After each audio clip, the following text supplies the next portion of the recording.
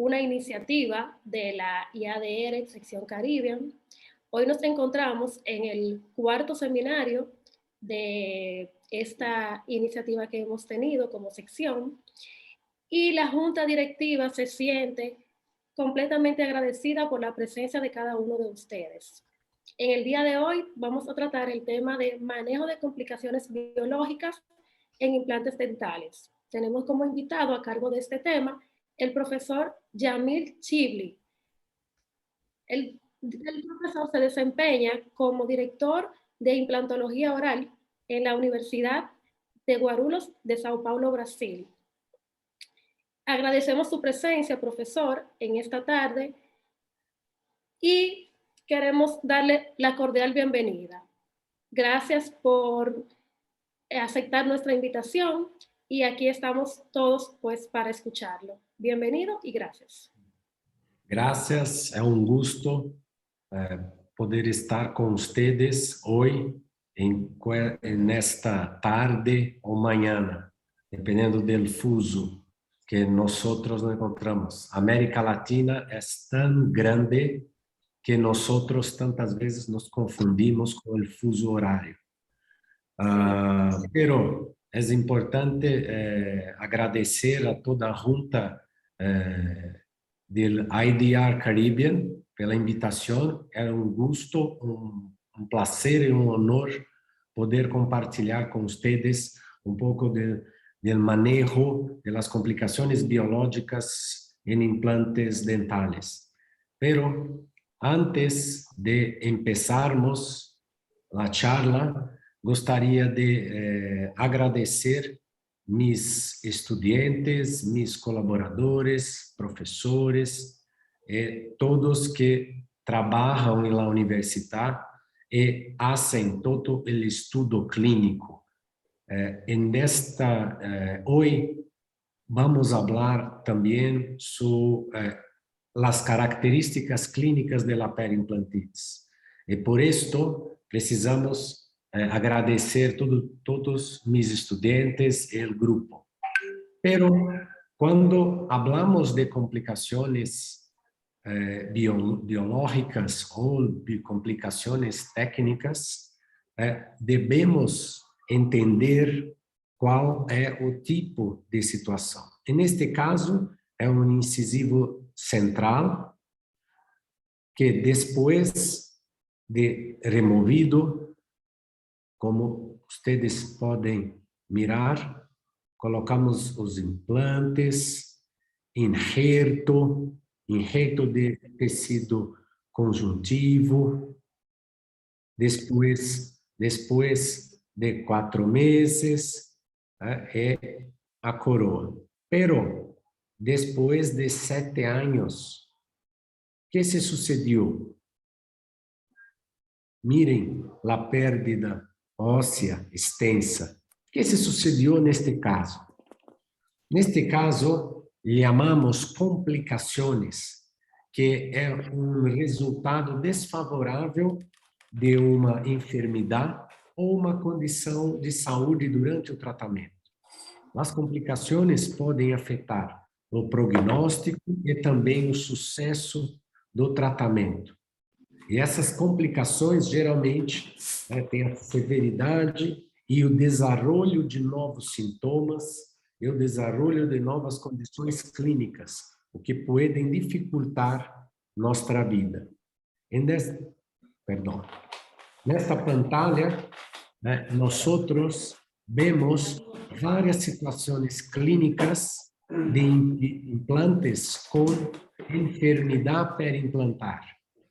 À direita de vocês têm condições distintas, à esquerda tem outras condições e ao centro temos outras condições. Hoje, nós dividimos as complicações em complicações técnicas ou mecânicas e complicações biológicas. As complicações mecânicas ou técnicas são associadas com a parte da prótese do implante ou da prótese por si só. As complicações biológicas estão associadas com o tecido e durante ou depois da inserção do implante. Acá, nós podemos ver a inflamação perimplantar depois de um hilo dental ficar preso, atacado ao implante. Quando falamos que o nosso tópico de hoje sobre complicações biológicas, o manejo das complicações biológicas, como qualquer enfermidade, nós precisamos começar com qual característica, qual sintoma estamos tratando. E por isso é muito importante compreender a situação da perda óssea. Nós temos antes e depois de la carga, del carregamento protético. Quando falamos antes, falamos sobre infecção, a técnica cirúrgica, sobre o sistema de implante, sobre smokers ou fumadores e sobre osteoporoses. Quando falamos depois, falamos sobre perda óssea, sobre a perimplantitis e sobre a perda de implantes. Sim.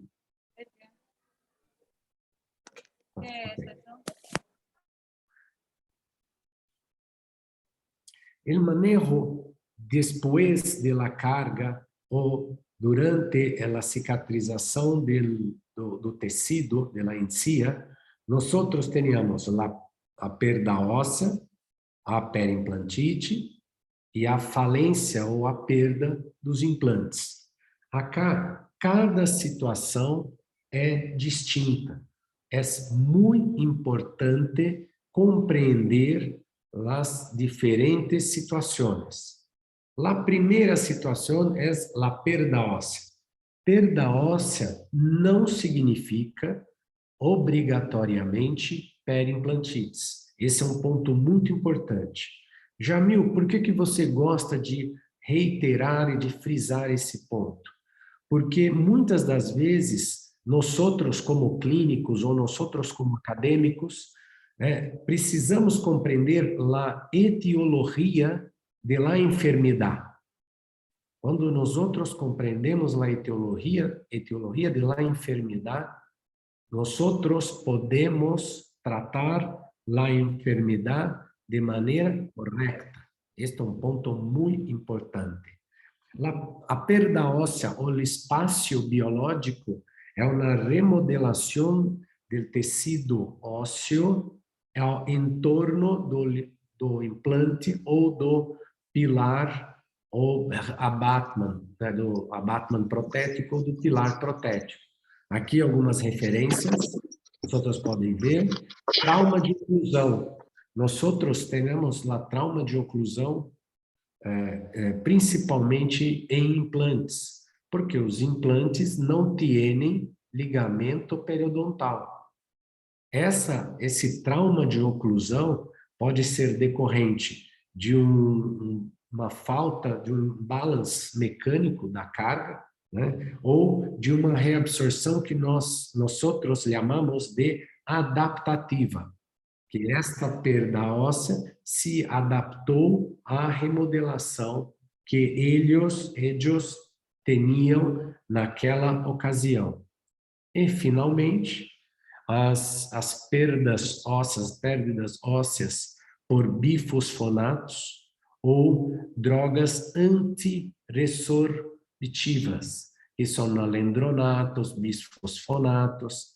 Acá em Brasil, nós temos aumento da incidência desta enfermidade, principalmente em pessoas depois do tratamento da quimioterapia.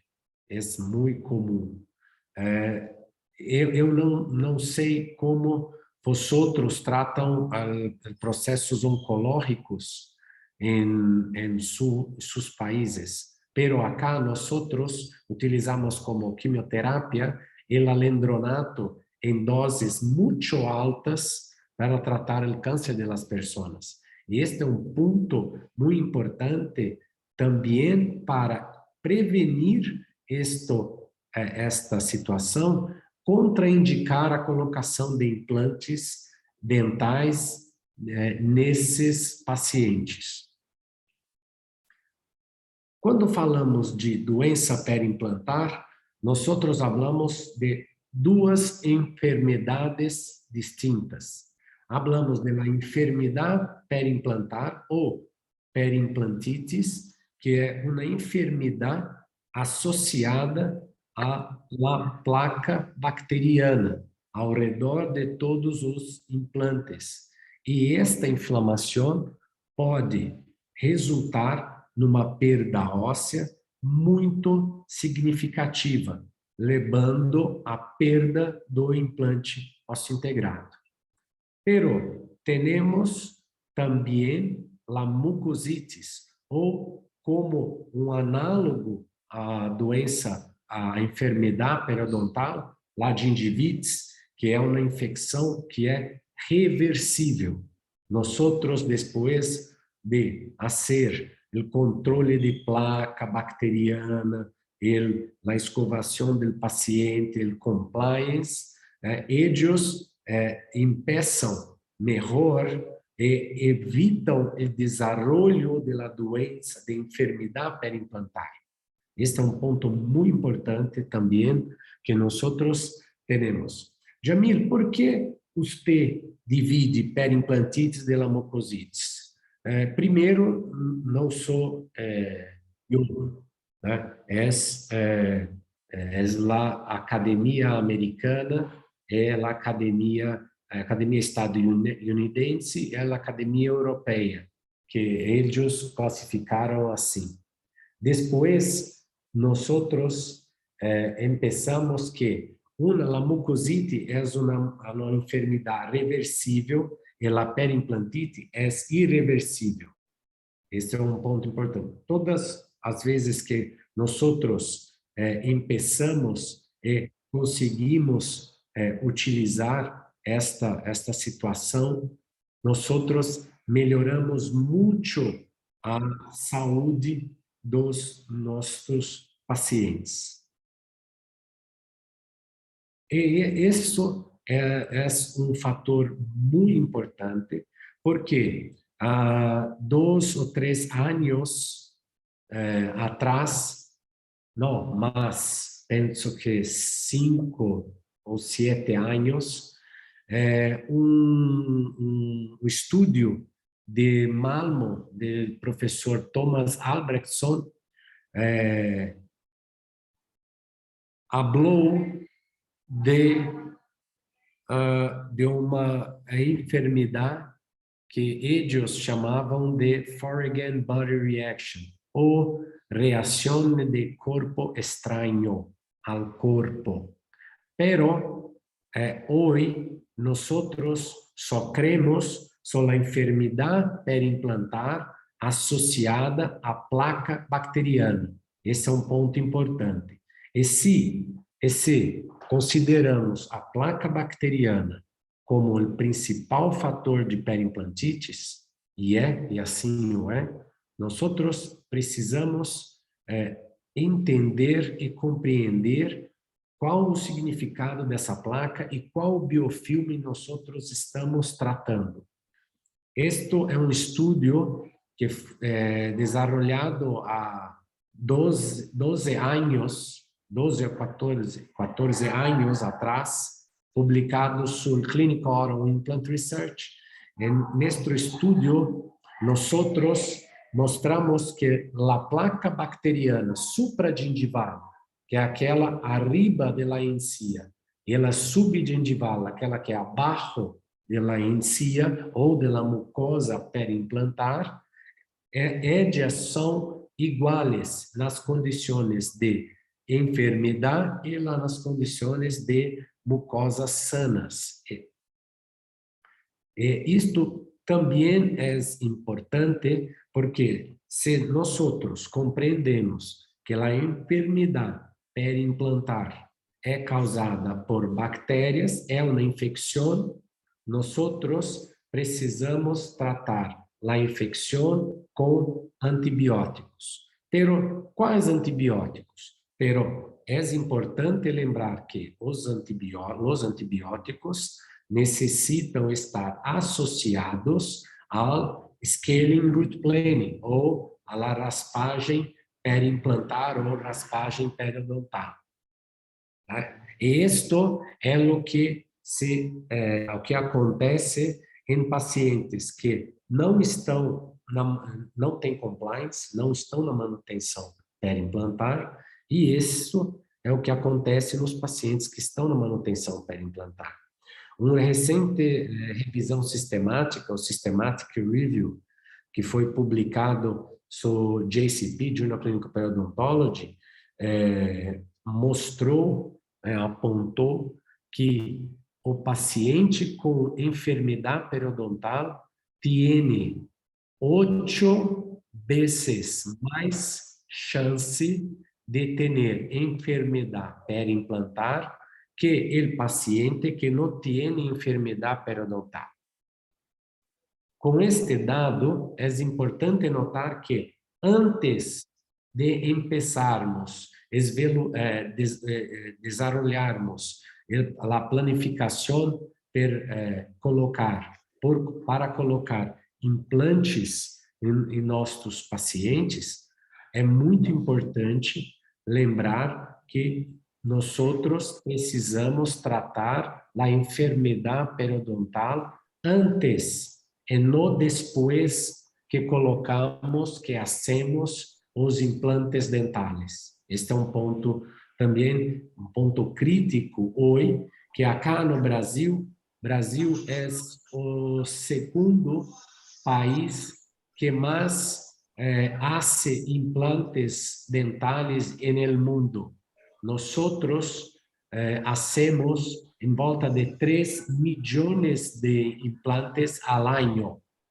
São muitos implantes, muitos odontólogos, muitos especialistas cirurgianos que fazem implantes. É assim, se nós trabalhamos com a prevalência de 10% ou 20%, são muitos implantes. Se trabalhamos com a prevalência de 10% de enfermidade perimplantar, trabalhamos com 300.000 implantes dentais ao ano com enfermidade perimplantar. Um ponto também importante e me gusta muito que a IDR Caribbean Division tem esta preocupação com a enfermidade perimplantar. Isso é um estudo publicado sobre Frontiers em janeiro deste ano, onde nós desenvolvemos técnicas utilizando o microbioma, que são testes para conhecer todas as variedades de espécies microbianas e da carga de todas as espécies em la cavidade bucal ou oral.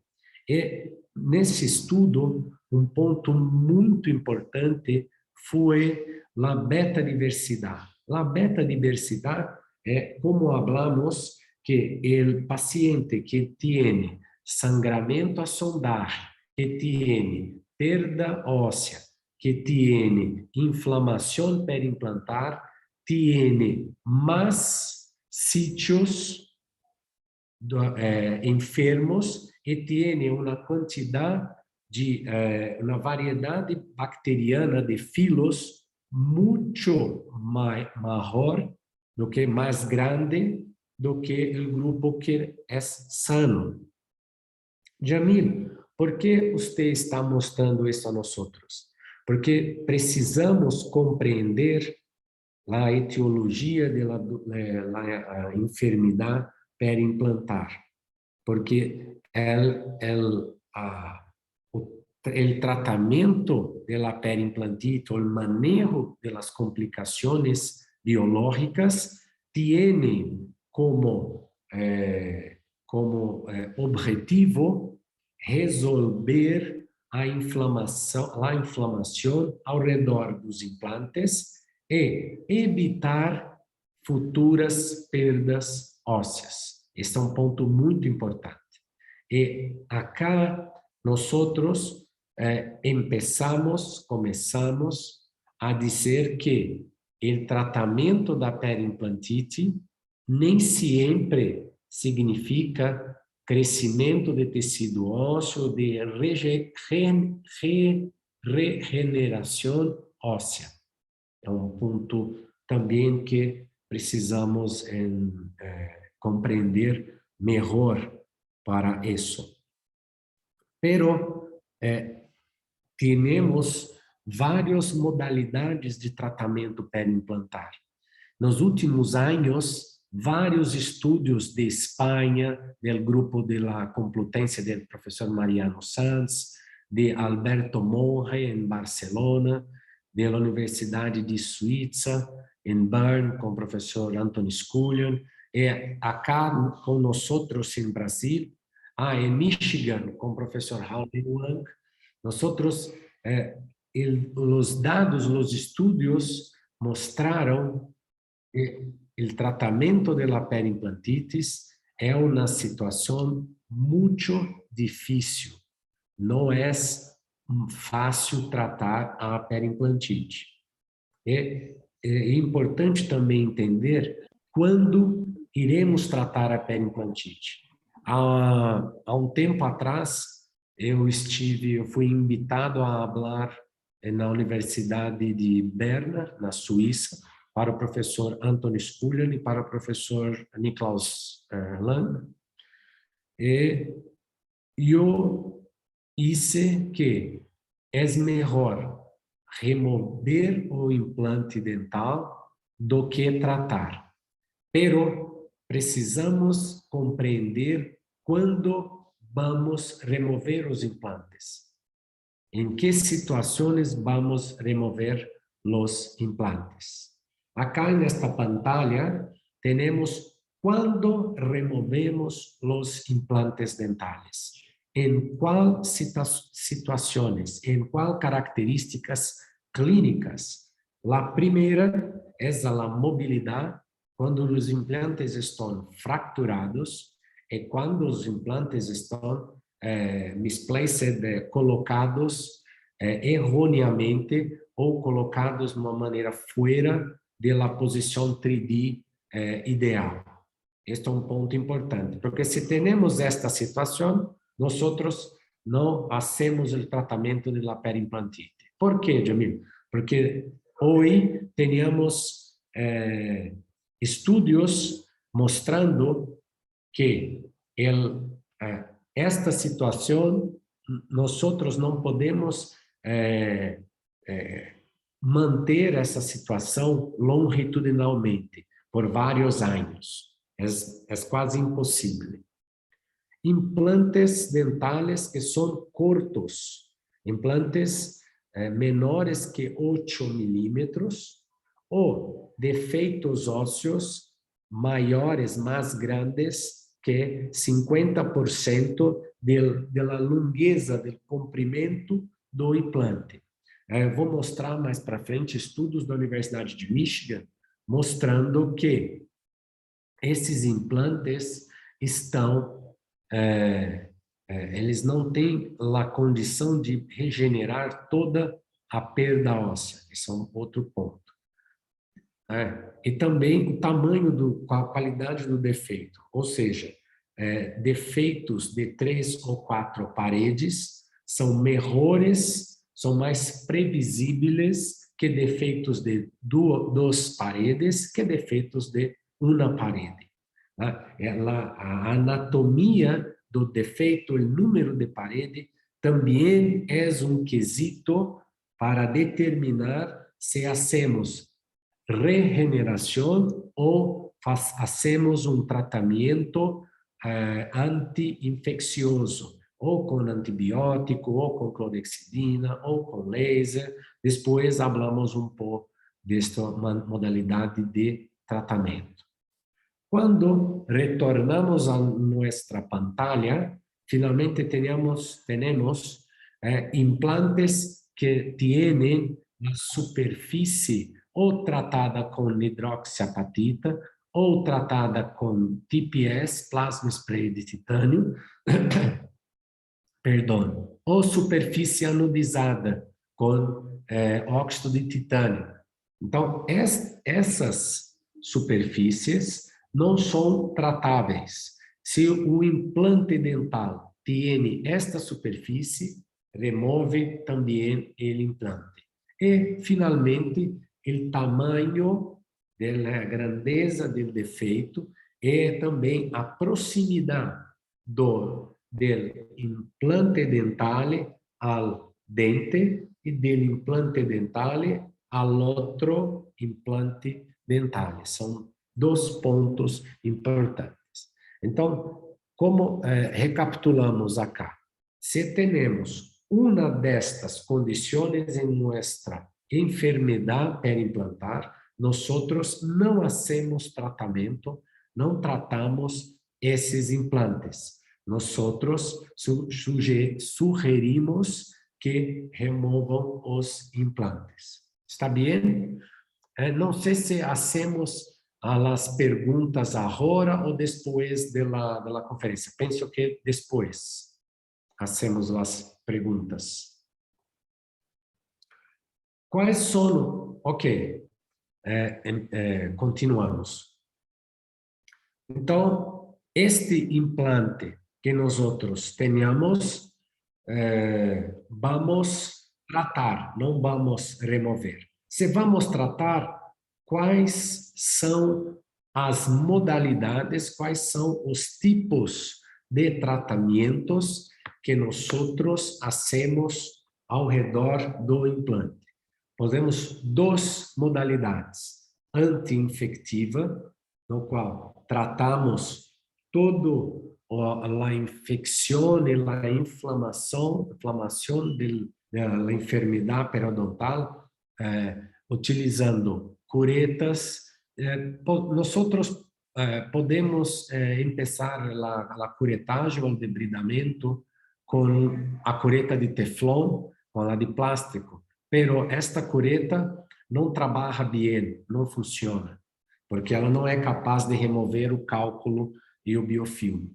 Curetas metálicas são capazes de tratar o cálculo e o biofilme, pero danificam a superfície do implante dental.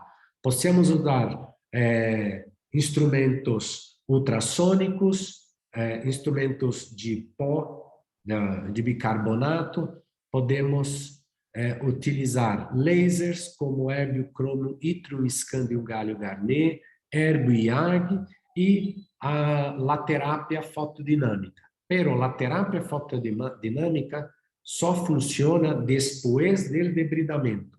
A terapia fotomecânica não tem a força, o poder suficiente para remover a placa bacteriana e o cálculo. Este é um ponto importante. Nós podemos utilizar agentes químicos como clorexidina ou também antibióticos, antimicrobianos, que são sistêmicos ou locais, como minociclina, metronidazol, amoxicilina. E acá nós começamos também a terapia fotodinâmica, que é um ponto importante. Algumas pessoas hacen perguntas sobre ozonioterapia. Ozonioterapia é uma modalidade muito nova que nós não temos a experiência para dizer se funciona ou não. Pero alguns estudos pré-clínicos em ratitos, em perros, mostraram efeitos interessantes para o tratamento dessa enfermidade. Se nós avaliamos o potencial anti-infeccioso, depois possamos, dependendo da morfologia do defeito ósseo, como nós miramos antes na pantalla, possamos aplicar a regeneração óssea guiada. Pero a regeneração óssea guiada depende também se temos a encía queratinizada, se temos mucosa tecidual para cobrir todo o implante, todo o implante dental. São coisas, são características clínicas que precisamos compreender melhor. E assim, questo é trabalho, estudo publicado há 26 anos atrás pelo grupo do professor Klaus Lang, Andrea Mombelli, Maurício Tonetti, Urs Brager e Christopher Hammer, em Annals of Periodontal, onde eles chamaram de CIST, Cumulative Interceptive Supportive Therapy, que é uma terapia de suporte que há uma interceptação cumulativa de los fatores clínicos. Acá, se temos a característica A, que começamos apenas a limpeza com a profilaxia, pero quando colocamos mais grande a severidade da enfermidade periodontal, pior é o tratamento, como remoção do implante. Isso é estudo muito interessante que recomendo que vocês possam ler e conhecer esse estudo. É muito interessante esse estudo. E acá alguns highlights ou algumas ideias de como nós hacemos para tratar a perimplantitis. Vamos falar da terapia não cirúrgica, da terapia cirúrgica com anti-infecciosa e regenerativa, os resultados longitudinais depois de 1, 2, 4, 5, 6, 10 anos, e também a previsibilidade ou a reprodutibilidade desses tratamentos. Vamos falar do tratamento não cirúrgico. Esta pantalla, vocês podem ver que é uma Bayesian Network Meta-Analysis Review, uma revisão sistemática, que é brasileiro que mora há muitos anos em Alemanha, Clovis Fagion, mostrou que depois de incluir 11 randomized clinical trials, que o tratamento da enfermidade perimplantar, apenas com o debridamento ou raspagem ou alteração mecânica em campo cerrado, em campo cirúrgico cerrado, não é suficiente para tratar a enfermidade perimplantar. Nós precisamos adicionar outras ações como laser, como um peroxip, que é clorhexidina, vector system ultrassom, antibióticos como metronidazol e amoxicilina, a terapia fotodinâmica e o debridamento com gel. E a conclusão desse estudo mostrou que nenhuma modalidade foi capaz de resolver, de organizar a gengiva sana.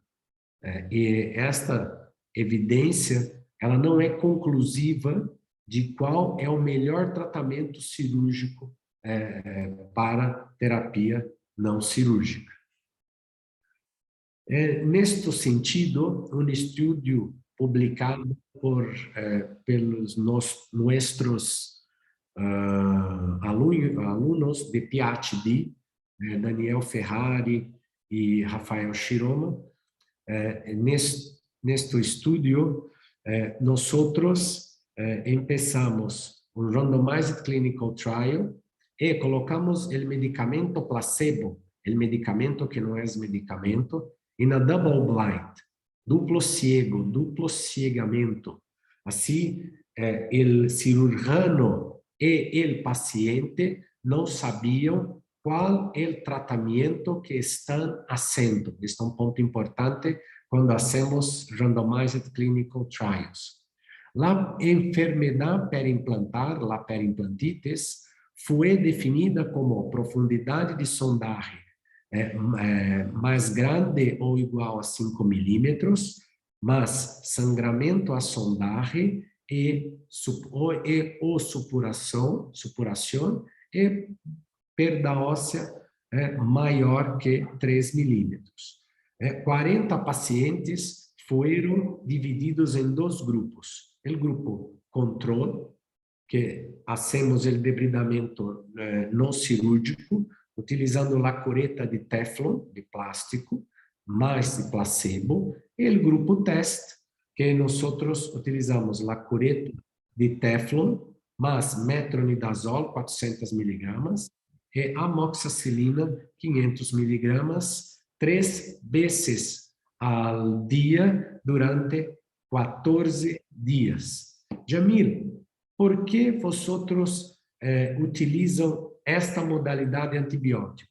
Porque, como mostramos em las pantallas anteriores, los implantes tienen la placa bacteriana muito similar em la enfermedad perimplantar, uma placa bacteriana muito similar à la enfermedad periodontal.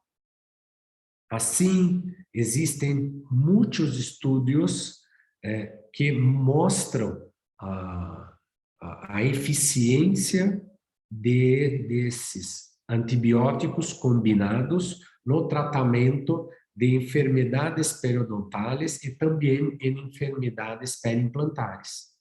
Depois, nós acompanhamos esses pacientes por 1 ano, sendo 0, a visita ao baseline, a primeira visita, depois 3, 6 e 12 meses.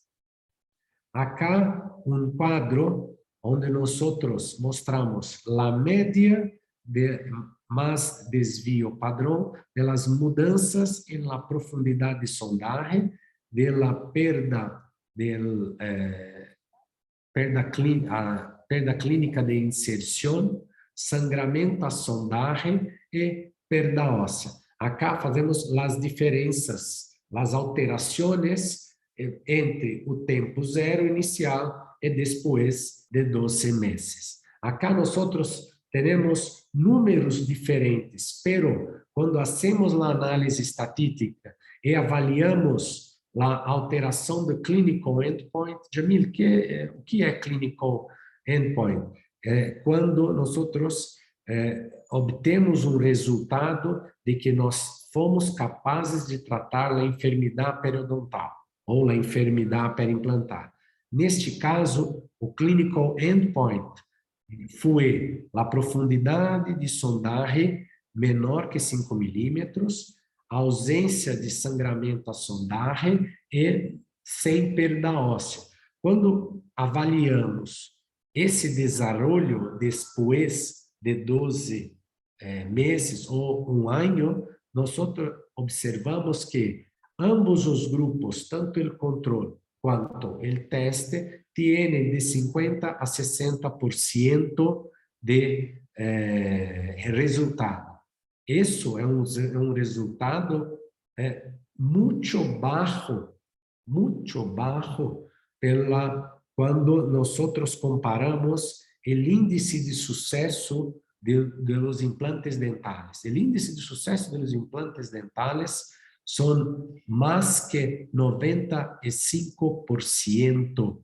Y así, si nosotros trabajamos con una prevalencia de melhora clínica de 55 a 60%, esses dados não são capazes de serem mantidos no seguimento depois de 2, 3 anos.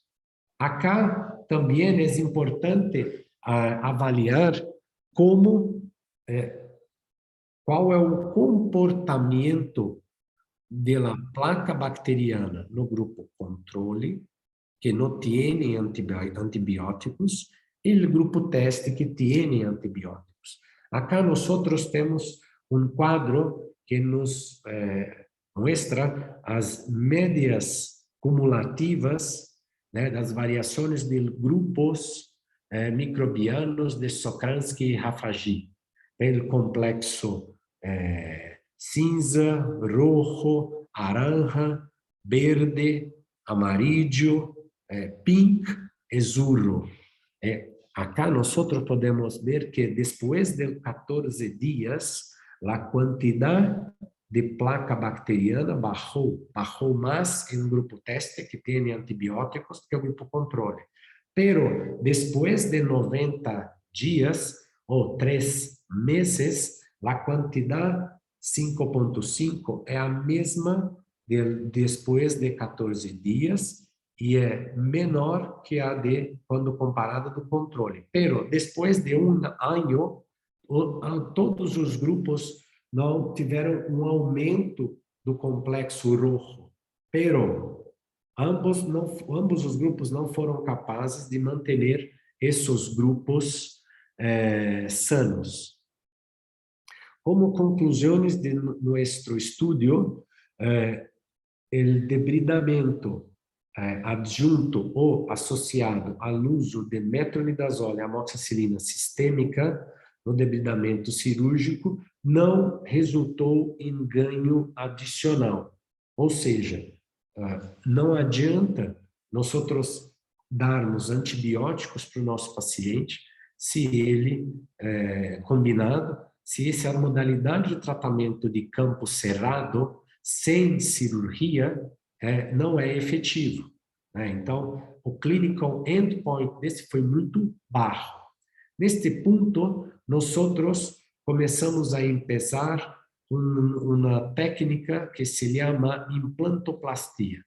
Hoje, implantoplastia é normal, pero em 2004, 2005, era uma situação clínica que nós não fazíamos.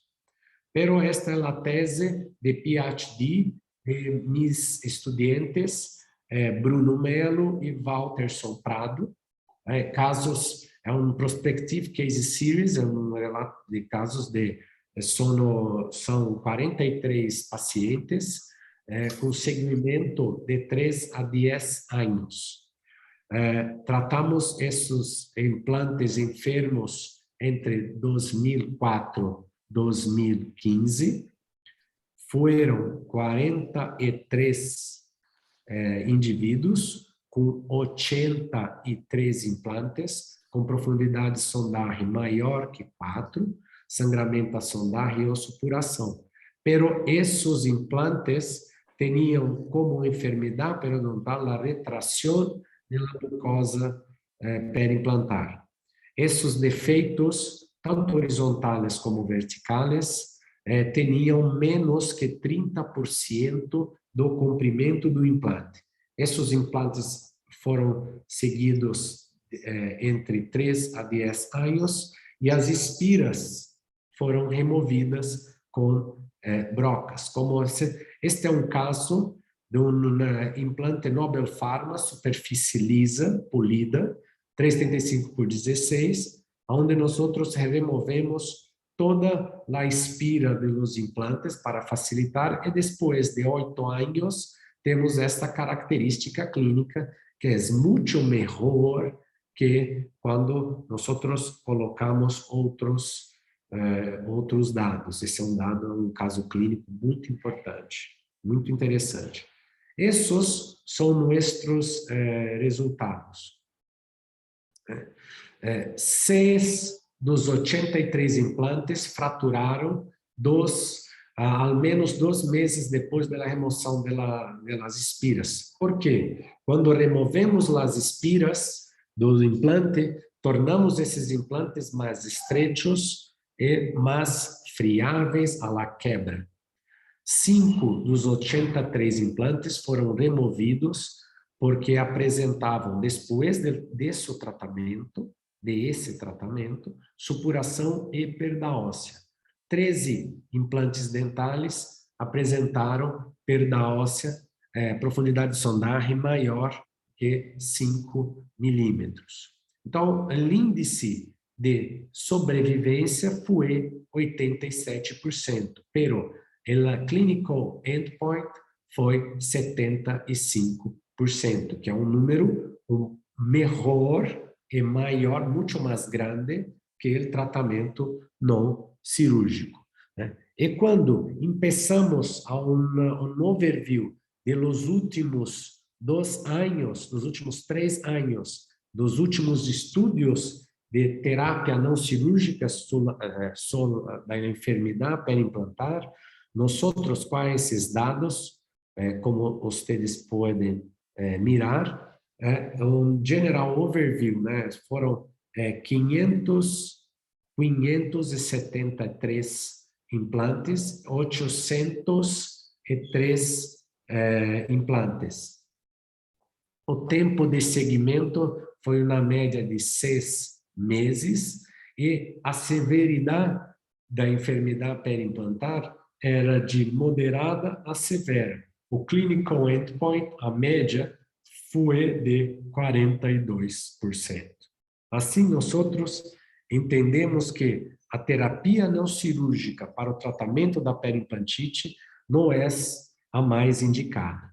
Quando falamos sobre terapia anti-infecciosa e como hacemos para mantê-la, esse é um systematic review, um estudo do grupo do professor Hawley Wang, da Universidade de Michigan, onde eles mostraram, afirmaram que existe uma média de preenchimento ósseo, de redução da profundidade de sondagem e um ganho de clinical attachment loss. Entretanto, não há evidência na literatura disponível para comparar a efetividade clínica dessas terapias sobre a periimplantite. Nesse senso, esse é um trabalho que foi desenvolvido como a tese de PhD do Dr. Bernal Stewart. Bernal foi PhD estudante da professora Magda Feres, acá com nós em Guarulhos. Este estudo foi publicado no Clinical Oral Implant Research. E nós, a variável primária foi avaliar a eficácia do triclosan com GAN3 sobre outros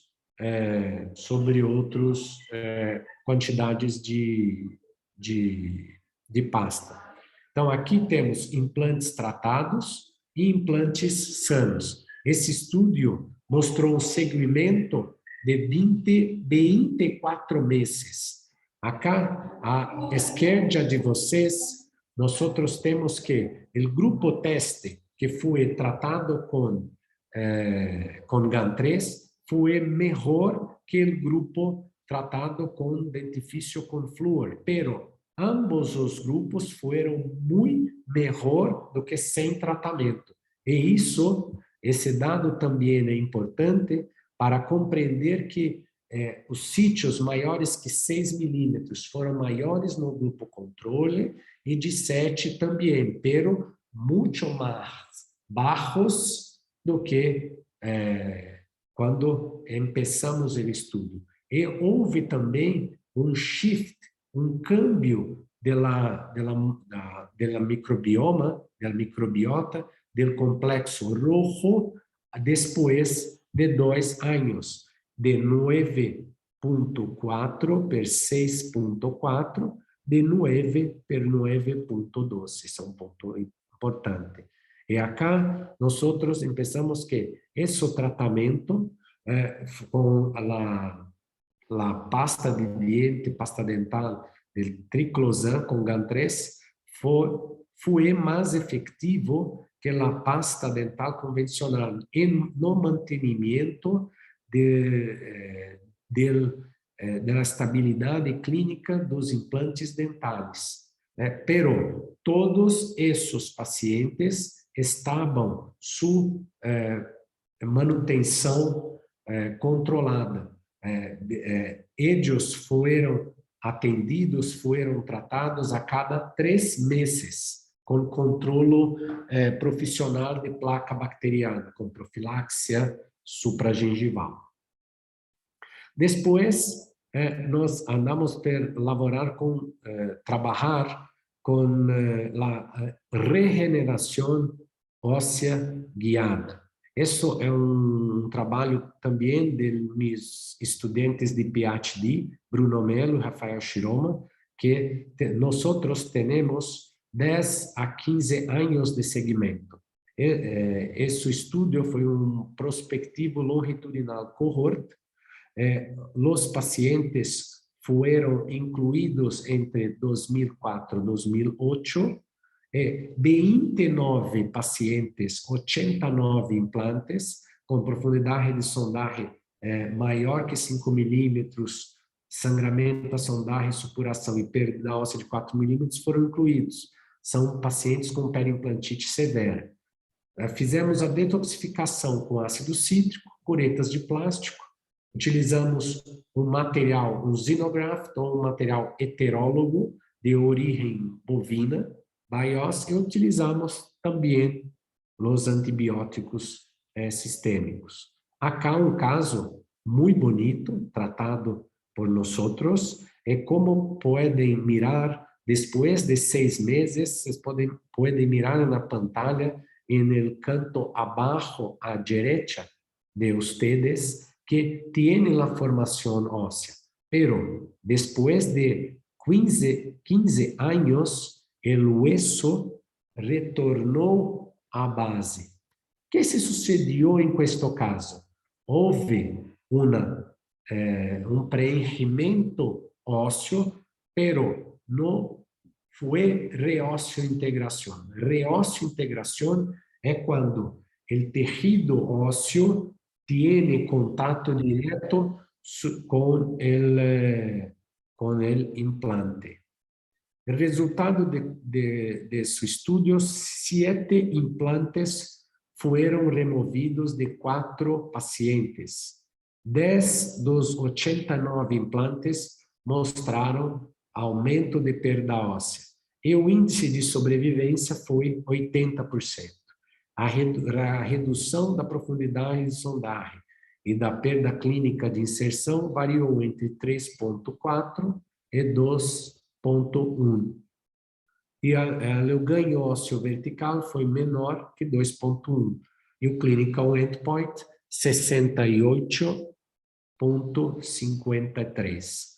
Pero, se o paciente é fumante, tinha história de enfermidade periodontal, e a morfologia do defeito ósseo, esses fatores reduziram, deixaram mais baixas a eficiência desse tratamento.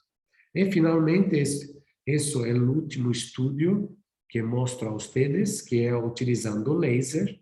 Foi essa a tese de maestria da doutora Luciana Aparecida Gouveia de Cardoso. Utilizamos o laser depois de randomizar os pacientes, 60 pacientes, controlo sem laser, teste com laser, controlo com antibiótico e teste sem antibiótico. Então, a qual é feito o tratamento com laser, como podem ver, para limpar toda a superfície, e aqui, depois de 9 anos, a profundidade de sondagem. Acá, vosotros podem ver as alterações das profundidades de sondagem, do preenchimento ósseo, do clínico patológico. E nesse clinical endpoint, nosotros obtemos 98%, 95%. O que consideramos que os implantes tratados com laser e antibióticos foram mais efetivos esse tratamento no grupo teste para o tratamento da perimplantite.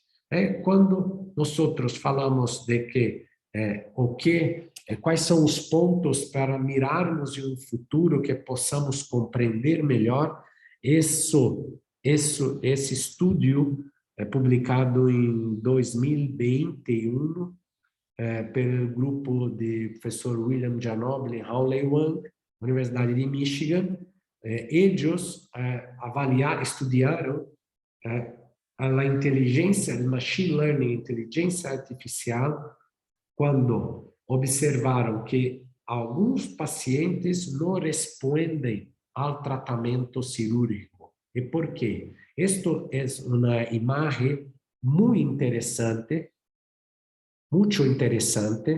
que vemos que o grupo com right risk, com alto risco de defeito, tem menos resposta quando comparado a pacientes com low risk, que são os urros. Tem o rojo, verde e azul. É muito interessante. Pero isso é mais interessante. O microbioma desses pacientes são distintos também. É pela primeira vez que esses dados mostram que existem diferenças também no host response, na resposta do indivíduo. Isso não é novidade, pero é difícil de comprovar, é difícil de estudar. Isto é um dado muito importante. Acá, quando tínhamos esta situação, teníamos também que os pacientes que têm high risk mostraram uma redução mais baixa da profundidade de sondagem. Estes são dados importantes e nós concluímos nossa apresentação que a terapia não mecânica sozinha, ela não foi efetiva para tratar a perimplantites ou a enfermidade, ao menos a severa. A terapia cirúrgica com terapia anti-infecciosa ou anti-infecciosa regenerativa melhorou o resultado, entretanto, nenhum dos tratamentos foi capaz de resolver completamente a doença. E a terapia periodontal de suporte, o compliance do paciente, são condições sine qua non para melhorar esses resultados. E, obviamente, um melhor conhecimento da doença, da enfermidade perimplantar. E take-home message, as mensagens que nós vamos a deixar para vocês é que o tratamento da enfermidade perimplantar é muito difícil. Depois de 27 anos estudando perimplantitis, eu ainda estou tentando encontrar e começar técnicas que possam ser mais eficientes. Nenhum dos tratamentos foi efetivo para resolver a perimplantitis completamente. Então, nós não temos um standard. Esse tratamento não é melhor. Há poucos dados, há poucos estudos com segmento maior que 10 anos. E, finalmente, para evitar a enfermidade perimplantar, vamos tentar manter o dente na boca de nosso paciente.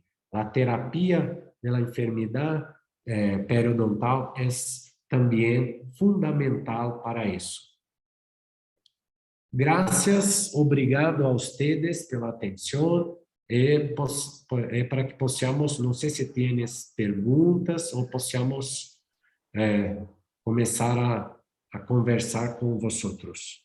Graças novamente, graças por la invitação a la IDR, a toda a junta diretiva de IDR Caribbean. Graças, Dr. Babu Sarshat. Graças, doutora Veras. Gracias. Bien, gracias a usted, doctor, por su presentación.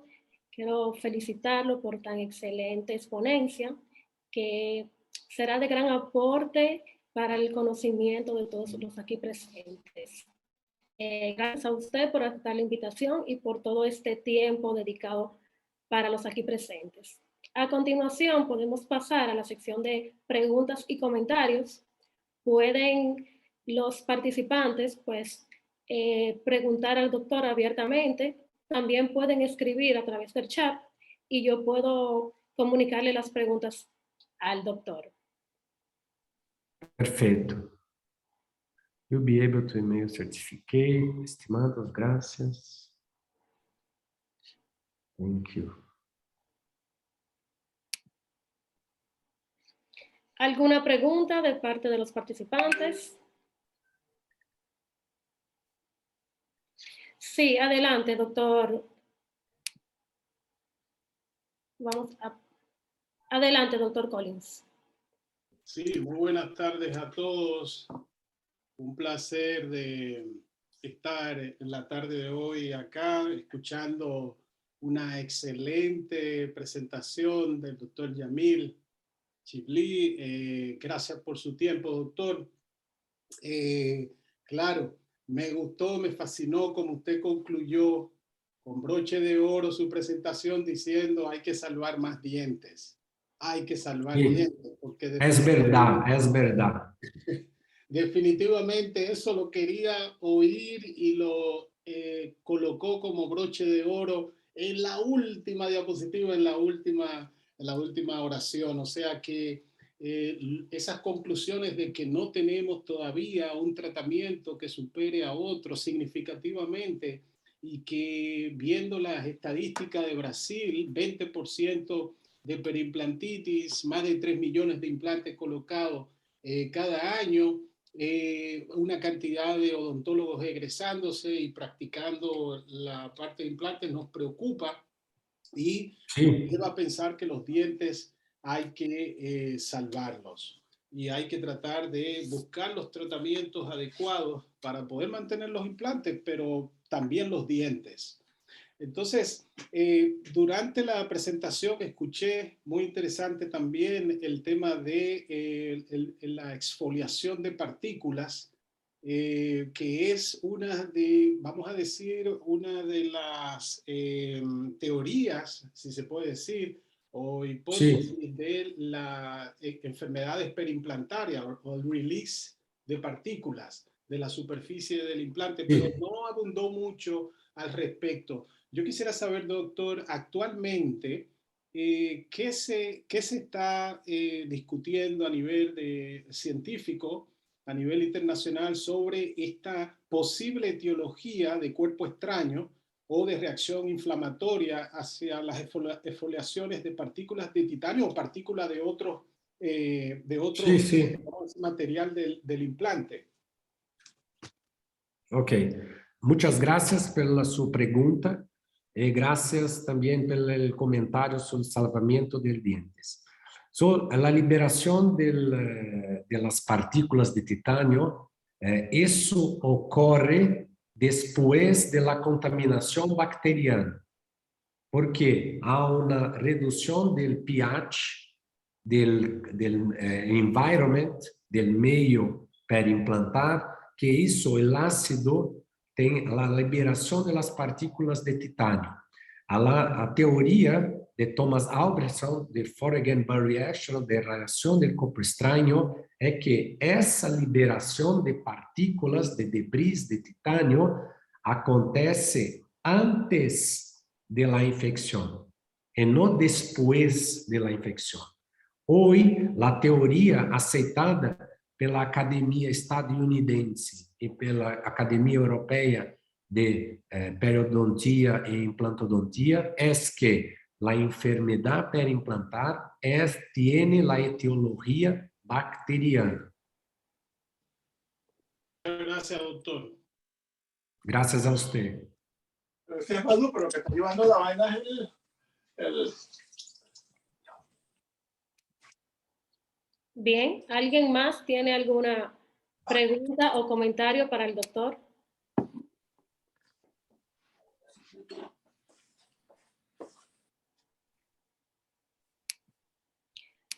Bueno, doctor, aparentemente todos están muy claros y todos han recibido pues el mensaje y el aprendizaje en la tarde de hoy, porque, bien, el doctor Collins tiene otra pregunta. Adelante, doctor. Sí, bueno, excúseme, doctor, que le vuelvo a intervenir. Porque No. Exacto, sé que usted es experto en perimplantitis, bueno, y para muestra un botón con todas las evidencias que nos has mostrado en la tarde de hoy. En cuanto al tratamiento de las perimplantitis, utilizando estos cepillos que hay de titanio, Sí. no abundó mucho. ¿Usted podría decirnos algo sobre eso? Porque la literatura está consistentemente hablando de la propiedad. Cepillo de titanio, sí. Yo personalmente no tengo experiencia con el cepillo de titanio, pero dos alumnos de PhD están empezando una tesis con este cepillo de titanio. Estudios que a la Universidad Complutense de Madrid hago 2 o 3 años atrás mostraron que tienen boa respuesta después del cepillo con titanio y también la terapia con clorexidina. Trabajaron bien. Así es, eso ha estado saliendo bastante consistente de que son efectivos para tratar los casos de perimplantitis, el grupo de SANS y la Complutense de Madrid. Sí. Ellos publicaron muchos estudios. Sí. Gracias, doctor, nuevamente. Gracias a usted. Bien, acá en el chat, doctor, tenemos a la doctora Ana que dice que gracias por su presentación, excelente, muy clara y completa. También la doctora Yulisa se siente agradecida por su presentación y la califica como excelente. Gracias. Tenemos una pregunta de parte del doctor Babu y es la siguiente. ¿Puede guiar a los investigadores sistemáticos y metaanalíticos con algún tema que sea adecuado para observar las complicaciones de los implantes dentales? ¿Puedo repetir la pregunta, si desea? No. Es que la pregunta es muy buena, pero no sé si tiene la respuesta muy buena, porque tiene tantas, Babu, tiene tantas situaciones como la enfermedad periodontal, la historia de enfermedad periodontal, encía queratinizada. Nosotros publicamos un estudio sobre Periodontology 2000, Periodontology 2000, que tiene diferencias entre periimplantite en la maxila y periimplantite en la mandíbula. Tienen diferencias. Nosotros no tenemos un tópico específico, pero per guiar un clínico, para hacer una revisión sistemática, sugiero hacer sobre factores locales de la periimplantite, encía, tipo de restauração de prótese, material, se é cerâmica, cerâmica monolítica, feldspática, metal. Essa é minha sugestão. Bien. Gracias, doctor, por la respuesta. Dice la doctora Maciel Jaque que muy buena exposición. Gracias por la respuesta de parte del doctor Babu. Entonces, antes de finalizar, queremos recordar que la sección de seminarios web, como una iniciativa de la IADR Sección Caribe, se está realizando una vez al mes a través de esta plataforma Zoom, y luego las presentaciones pues están siendo colocadas en nuestro canal de YouTube. Los invitamos a todos a suscribirse en el canal de YouTube de la IADR sección Caribe. Doctor, nuevamente, gracias por su presentación, gracias a todos los participantes por acompañarnos en esta tarde y estamos sumamente agradecidos, un honor para la sección haberlo recibido y compartir esta tarde con todos ustedes. Hasta pronto. Ok, gracias a ustedes, gracias. Hasta luego.